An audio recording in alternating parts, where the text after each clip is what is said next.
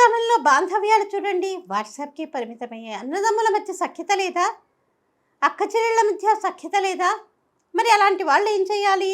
తల్లి తండ్రి ఏం కోరుకుంటారు? తన పిల్లలందరూ కలిసి ఉండాలని కోరుకుంటారండి.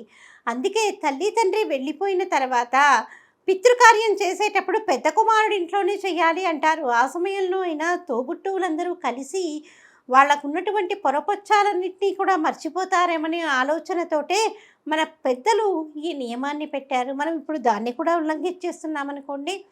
మరి అన్నదమ్ముల మధ్య సఖ్యత లేకపోతే ఉన్నటువంటి తల్లిదండ్రులకి ఎంత బాధగా ఉంటుందండి. అయ్యో! వీడికి వాడికి పడట్లేదే, పెళ్ళాం మాటలు విని వీడిట్టా తయారయ్యాడు, వాడు కూడా అట్టాగే తయారయ్యాడు, వీళ్ళని మార్చేదెట్లా, వీళ్ళిద్దరిని కలిపేదెట్లా, మళ్ళీ వీళ్ళిద్దరూ అన్యోన్యంగా ఉండేదెట్లా అని ప్రతి తల్లి తండ్రి ఆలోచిస్తారు. అలాంటి వాళ్ళు ఏం చేయాలి అంటే రామకథ అని ఒక చిన్న పుస్తకం దొరుకుతుంది. అది 5 గురువారాలు, అలాగే 5 ఆదివారాలు ఈ రామకథని చదువుకోవాలి. చాలా చిన్న పుస్తకం అది. రామకథని చదువుకుని, ఎందుకంటే అన్నదమ్ముల యొక్క సఖ్యత గురించి ఎంతో గొప్పగా తెలియజేసినటువంటి మహనీయుడు మన రామచంద్రమూర్తి. ఆయన చెప్పాడు, దేశే దేశే కళత్రాని దేశే దేశే చ బాంధవ తంతు దేశం న పశ్యామి ఎత్ర భ్రాత సహోదర అని చెప్పాడు.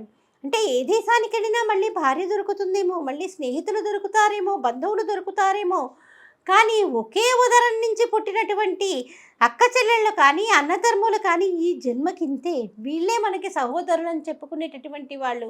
కాబట్టి వాళ్ళతో సఖ్యతగా ఉండాలని చెప్పాడు. అందుకే చూడండి, ఆయన అవతారం చాలించే సమయంలో కూడా లక్ష్మణస్వామి యొక్క అవతారం చాలించిన తర్వాతే రామచంద్రమూర్తి యొక్క అవతారం వెళ్ళిపోయింది.